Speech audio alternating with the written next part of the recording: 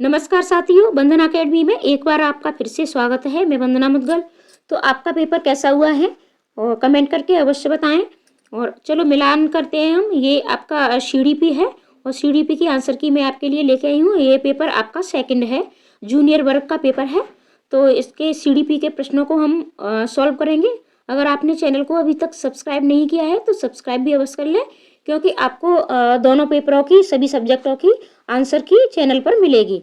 तो सबसे पहला प्रश्न हम देखते हैं। सबसे पहला प्रश्न है हमारा, जीन पियाजे का मानना था कि ज्ञान, ठीक है। यानी और जीन पियाजे से मैंने आपसे हमेशा भी बोला भी था कि आपके कोहलबर्ग, जीन पियाजे और बाइगोस्की, इनसे प्रश्न आपके हमेशा बनते हैं। तो जीन पियाजे ने आपका किसका सिद्धांत दिया है? एक दृश्य व्यवहार परिवर्तन है जिसे विश्वसनीयता के साथ मापा जा सकता है। पर्यावरण से निष्क्रिय रूप से पारित होने के बजाय बच्चे द्वारा निर्मित किया जाता है। तो यही आपका राइट आंसर होगा कि जीन पियाजे मानते हैं कि बच्चा जो ज्ञान का निर्माण करते हैं वो स्वयं से करते हैं, ठीक है। और तो बच्चे स्वयं से अपने ज्ञान का निर्माण करते हैं, ये आपका राइट आंसर हो जाएगा। अगला प्रश्न देखते हैं, किशोरावस्था के बारे में निम्नलिखित में से कौन सा कथन सही नहीं है? और मैं हमेशा आपको बताती हूँ कि जब भी आपका नहीं आए तो उसको आपको अंडरलाइन कर देना है। तो इसमें आपका नहीं पूछा है। तो किशोरावस्था एक सामाजिक रचना है, ये आपका ठीक है। किशोरावस्था की आमतौर पर यौवन शुरुआत करने के लिए माना जाता है, तो ये भी आपका सही है। और ये ऐसी प्रक्रिया है कि यौन परिपक्वता और पुनरुत्पादन की क्षमता की ओर ले जाती है। किशोरावस्था बचपन और वयस्कता के बीच विकासात्मक संक्रमण है, जिसमें शारीरिक, संज्ञानात्मक और मनोसामाजिक परिवर्तन होते हैं। ये सारे परिवर्तन हमें किशोरावस्था में देखने को मिलते हैं। तो फिर आपका राइट आंसर क्या हो जाएगा? राइट आंसर आपका हो जाएगा नंबर 1। यानी विभिन्न संस्कृतियों के बच्चे एक समान तरीके से किशोरावस्था में प्रवेश करते हैं। तो ये आपका गलत है, क्योंकि हमारा जो विकास होता है, चाहे शारीरिक हो, मानसिक हो, तो ये सभी संस्कृतियों में समान नहीं होता है। अगला प्रश्न देखते हैं, निम्न में से कौन सा एक महारत लक्ष्य अभिविन्यास का वर्णन करता है? तो इसमें राइट आंसर आपका हो जाएगा नंबर 3। किसी कार्य के लिए अपनी कौशल और समझ को सुधारने पर ध्यान देना। यानी बच्चा है तो इसमें उसको क्या कर रहा है कि आपका है महारत, ठीक है, महारत हासिल करना। ये आप देख सकते हो मास्टरी गोल, ठीक है, मास्टरी गोल है आपका। तो महारत उसको कब हासिल करेगी?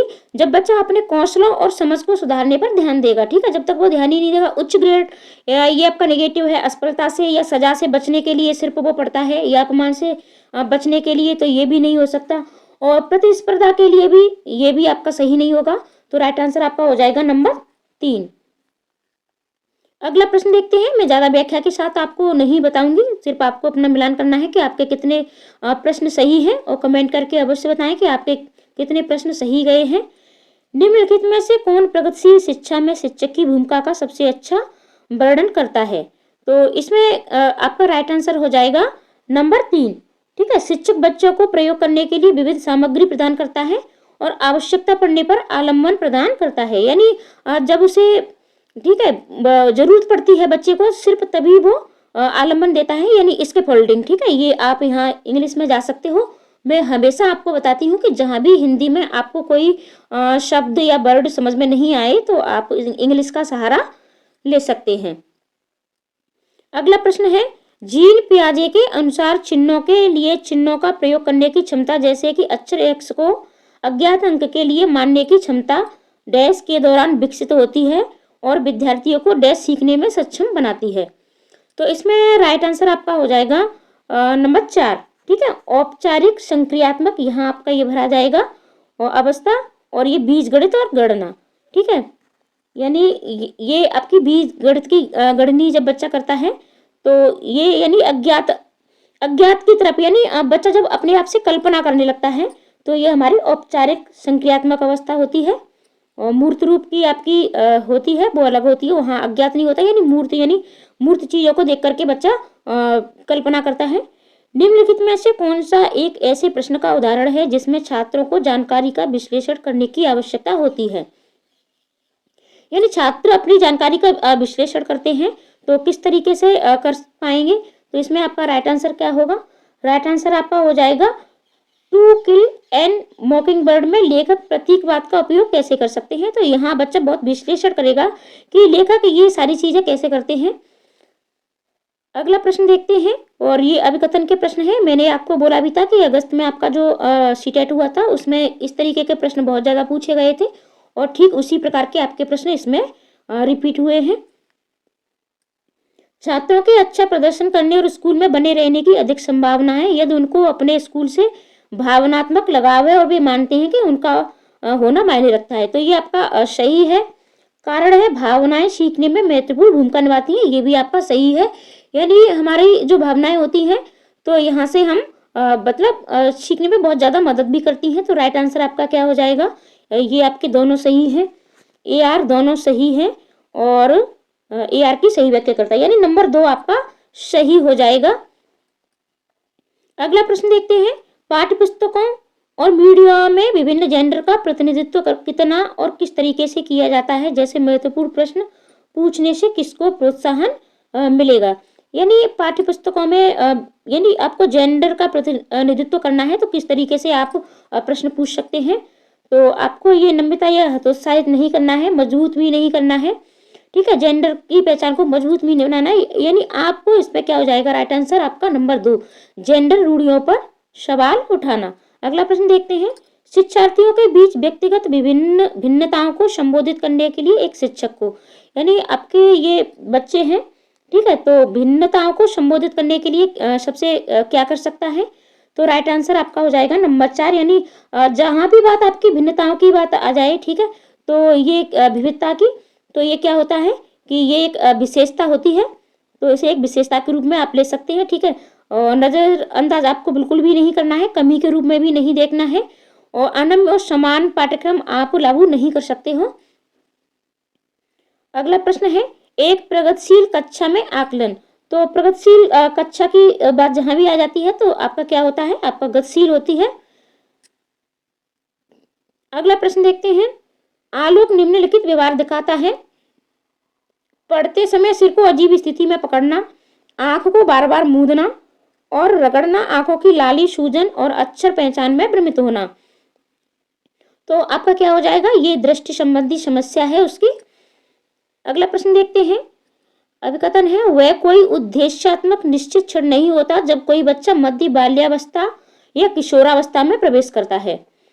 कारण है विकास प्रकृति में निरंतर होता रहता है। हाँ, सही बात है कि यानी बच्चा एक ही दिन में मतलब कोई निश्चित क्षण नहीं होता, कोई निश्चित समय नहीं होता कि बच्चा इस दिन अपनी बाल्यावस्था से किशोरावस्था में प्रवेश करेगा, ठीक है। तो ये बिल्कुल आपका सही है, विकास प्रकृति में निरंतर होता रहता है, ठीक है। यानी बच्चा कब छोटे से और बड़ा हो जाता है ये आपको पता नहीं चलता, धीरे धीरे विकास आपका डेली होता रहता है। तो दोनों ही ऑप्शन आपके सही हैं।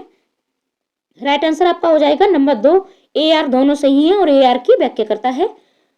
अगला प्रश्न देखते हैं, शिक्षकों को निरंतर अपने स्वयं के रूढ़वार्ता और पूर्वाग्रहों पर चिंतन करना चाहिए। सही बात है, करना चाहिए, अपनी चिंतन अवश्य करना चाहिए। और रूढ़वार्ता है या पूर्वाग्रह है उनके उसके जो भी सांस्कृतिक रूप से उत्तरदायी शिक्षण का अर्थ है कि शिक्षक चिंतनशील हो, जब चिंतनशील होगा तभी तो वो चिंतन कर पाएगा, ठीक है। तो इसमें आपके दोनों सही है। राइट आंसर आपका क्या हो जाएगा, राइट आंसर हो जाएगा आपका नंबर 2, ए आर दोनों सही है और ए आर की सही व्याख्या करता है। अगला प्रश्न देखते हैं, वाइगोस्की के अनुसार संज्ञानात्मक विकास को सुगम बनाने में शिक्षक की क्या भूमिका है। अब इसमें शिक्षक की भूमिका पूछ रहा है आपको, तो इसमें आपका राइट आंसर हो जाएगा कि केवल उन्हीं कार्यों को देना जो विद्यार्थी स्वतंत्र या सिर्फ केवल जहाँ भी वर्ड आ जाता है नेगेटिव हो गया, आपको छात्रों को जानकारी और ज्ञान प्रदान करना, ये भी नहीं होगा आपको, बच्चे स्वयं से सीखते हैं। छात्र को पूरी तरह से स्वतंत्र सीखने की अनुमति देना, नहीं, बच्चा को मतलब उसको मार्गदर्शन भी आपको करना है। तो आपका हो जाएगा आलम्बन के माध्यम से छात्र के सीखने का मार्गदर्शन और समर्थन करना। अब बात आलम्बन की करते हैं, तो ये वर्ड आपको थोड़ा समझ में नहीं आ रहा होगा, ठीक है। तो ये आपको देखो यहाँ देख सकते हैं, टू गाइड, ठीक है, टू गाइड एंड सपोर्ट, यानी बच्चे को आपको गाइड करना है। और ये आपका देखो इसके फोल्डिंग फिर से आ गया, तो यही आपका राइट आंसर हो जाएगा। अगला प्रश्न देखते हैं, एक माध्यमिक स्कूल शिक्षक छात्रों को संकल्पना और वास्तविक दुनिया के अनुप्रयोगों के बीच संबंध बनाने में मदद करके सार्थक सीखने की क्षमता सीखने को सक्षम बनाना चाहता है। निम्नलिखित में से कौन सी गतिविधि एक उपयुक्त शैक्षणिक रणनीति होगी? थोड़ा आपको क्वालिटी कम मिल सकती है क्योंकि आपका ये डाउनलोड तो नहीं है, ये मैंने पेपर की PDF बना के और आपको दे रही हूँ। तो थोड़ा अपनी वीडियो की क्वालिटी आप बढ़ा के और वीडियो अवश्य देखें। तो अब राइट आंसर आपका क्या हो जाएगा? तो छोटे छात्रों को छोटे छोटे समूह में वर्तमान मुद्दे पर शोध करने दें, यही आपका राइट आंसर हो जाएगा। ठीक है, नियम और परिभाषा याद करने की बात आ जाए, ये आपका गलत हो जाए। और प्रश्नों पत्रों को पूरा करने वाली पत्रक, ये भी सही नहीं है। और उद्दीपक प्रतिक्रिया अनुबंधन की प्रक्रिया को सीखने को कहें, ये भी आपका गलत हो जाएगा। यही मैंने आपको बताया भी था कि आपको टैग वर्ड्स, अगर आपने जिस किसी ने भी टैग वर्ड्स वाली मेरी वीडियो देखी होगी, उन्होंने पेपर को पूरा सॉल्व अवश्य किया होगा।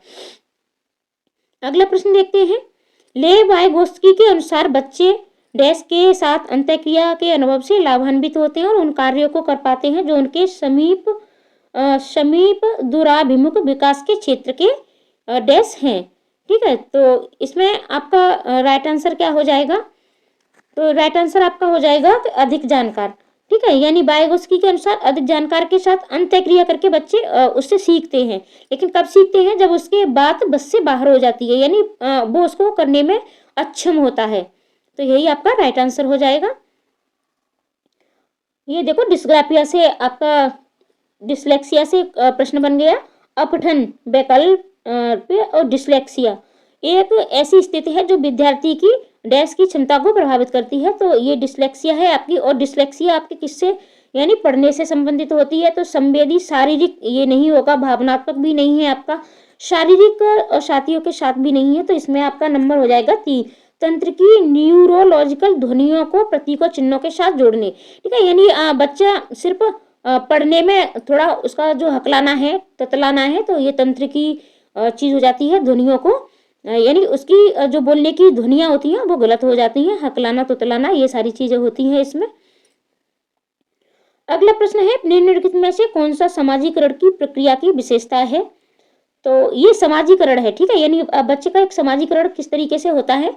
क्या एक रेखीय प्रक्रिया है? रेखीय नहीं है। यानी जो समाजीकरण है क्या वो एक ही दिशा में चलता रहता है? ऐसा बिल्कुल भी नहीं है, ये कठिन जटिल प्रक्रिया है। ये सही है आपका। विभिन्न संस्कृतियों में विशिष्ट रूप से होती है, ये भी सही है। यानी प्रत्येक संस्कृति में अलग अलग रूप होती है, अलग अलग विशेषता होती है। और ये एक बहुआयामी प्रक्रिया है, ये भी आपका सही है। तो आपका हो जाएगा B, C और D। तो आपका राइट आंसर हो जाएगा नंबर 4, B, C और D। अगला प्रश्न देखते हैं। अभिकथन है आपका, एक समावेशी कक्षा में सीखने के लक्ष्यों, शैक्षणिक रणनीतियों के साथ साथ आकलन में अनुकूलन किया जाना चाहिए। और इसका कारण है, समावेशन का दर्शन शैक्षणिक दृष्टिकोण और मूल्यांकन के माध्यम से सभी व्यक्तिगत मतभेदों को समाप्त करने की वकालत करता है। तो इसमें आपका राइट आंसर क्या होगा? ये आपका सही है। ठीक है, लेकिन ये आपका क्या है? ये आपका गलत है। तो राइट आंसर आपका क्या हो जाएगा? राइट आंसर आपका हो जाएगा नंबर 3, AR। दोनों सही है लेकिन AR की नहीं, ये गलत, ये नहीं होगा। आपका हो जाएगा A सही है लेकिन R गलत है। ये आपका राइट आंसर हो जाएगा। अगला प्रश्न देखते हैं। निम्नलिखित में से कौन एक समावेशी कक्षा का उदाहरण नहीं है? अब देखो, आपसे नहीं पूछा है तो विविध दृष्टिकोणों का समावेश ये अवश्य होना चाहिए। उचित समावेशन का पालन भी अवश्य होना चाहिए। विभेदित निर्देश, ठीक है, ये भी आपका होना चाहिए। यानी डिफरेंटी, तो ये आपका अलग अलग यानी डिफरेंट अवश्य होना चाहिए। तो प्रतिस्पर्धी लोकाचार को प्रोत्साहित करना, यानी आपको बच्चों में प्रतिस्पर्धा नहीं करानी है। आपको सभी बच्चों को एक साथ समावेशी कक्षा में आपको प्रतिस्पर्धा बिल्कुल भी नहीं करानी है। तो राइट आंसर आपका यही हो जाएगा। अगला प्रश्न देखते हैं। एक बच्चा किसी कार्य को करने में जितना कम सक्षम होता है, शिक्षकों को उतने ही अधिक संकेत व इशारे देनी चाहिए। और जैसे जैसे बच्चा अधिक से अधिक कर सकता है, शिक्षक को कम से कम मदद करनी चाहिए। और बुद्धि को बुद्धि लब्धि की गणना करके सटीक रूप से नहीं मापा जा सकता है। तो ये भी आपका सही है। ठीक है, और ये भी सही है। लेकिन अब इसमें क्या है कि ये इससे बिल्कुल भी मैच नहीं है, यानी ये इसकी व्याख्या नहीं करता है। तो राइट आंसर आपका हो जाएगा नंबर 3। ए और आर दोनों सही है, लेकिन आर इसकी व्याख्या नहीं करता है। अगला प्रश्न है, एक शिक्षिका ने नोटिस किया कि उसका एक छात्र अत्यधिक विचलित है। ठीक है, कैसा है छात्र आपका? विचलित है और उसे कक्षा के दौरान ध्यान देने में परेशानी होती है। निम्नलिखित में से कौन सी रणनीति छात्र को केंद्रित रहने में मदद के लिए एक प्रभावी रणनीति होगी? तो माता पिता को बुलाकर सख्त निर्देश ये आपको नहीं देना है, नेगेटिव हो गया आपका। और कक्षा के दौरान बार बार कार्य देना, ये भी नहीं आपको करना है।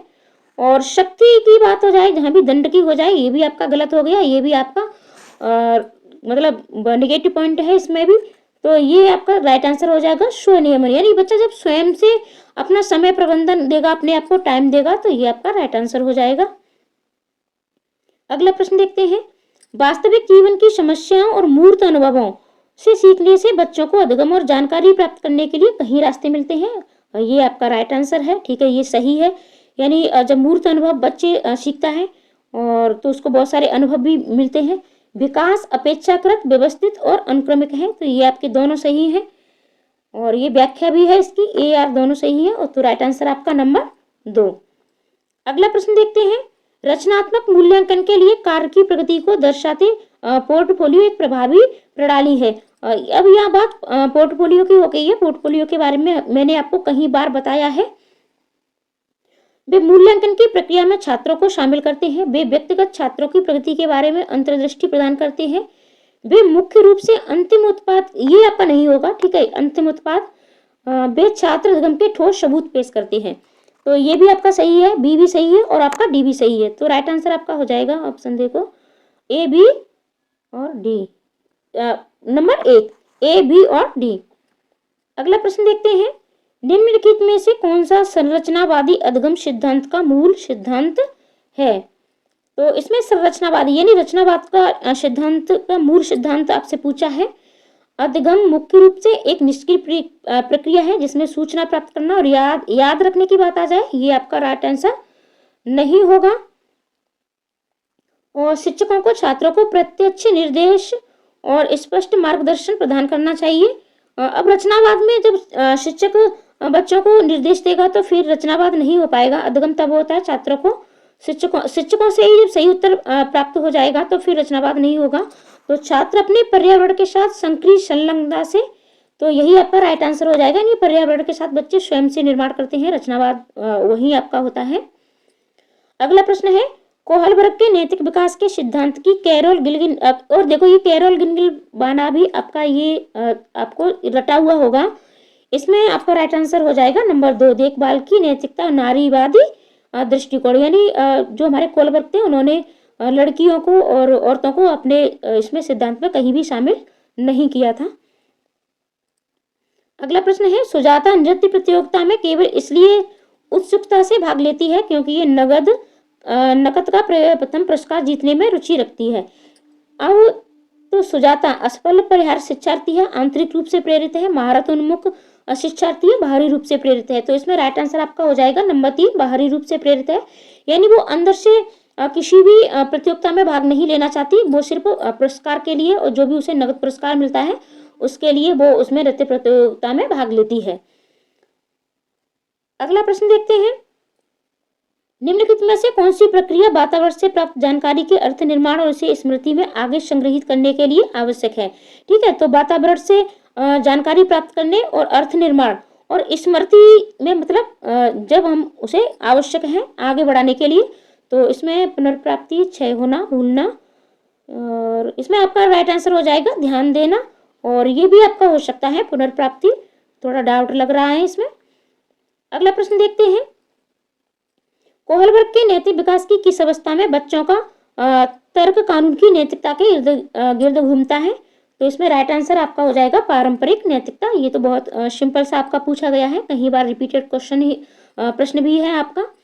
एक प्रारंभिक विद्यालय का शिक्षक छात्र के शैक्षणिक आत्म संप्रत्यय के विकास को दृढ़ता से प्रभावित कर सकता है। तो विशेष छात्रों से बहुत कम उम्मीद रखना, सभी विद्यार्थियों से बहुत कम अपेक्षाएं रखना, छात्रों में स्वायत्ता को दंडित करना, छात्रों में स्वायत्ता को पहला और पुरस्कृत करना। तो राइट आंसर आपका नंबर 4। अगला प्रश्न देखते हैं, आपके 30 प्रश्न कंप्लीट हो गए हैं और ये हमने सिर्फ सीडीपी के प्रश्न लिए थे। तो चैनल को सब्सक्राइब अवश्य कर लें, क्योंकि आपको सारे सब्जेक्टों की आंसर की हमारे चैनल पर मिलेगी और साथ ही साथ आपको यूपी टेट, सुपर टेट सारी तैयारियां बिल्कुल फ्री में कराई जाएंगी हमारे चैनल पर। तो चैनल को सब्सक्राइब भी कर लें और वीडियो को अपने दोस्तों को शेयर भी कर दें। कमेंट करके अवश्य बताएं कि आपके कितने प्रश्न सही गए थे। तो मिलते हैं अगली वीडियो में। आज के लिए इतना ही, धन्यवाद।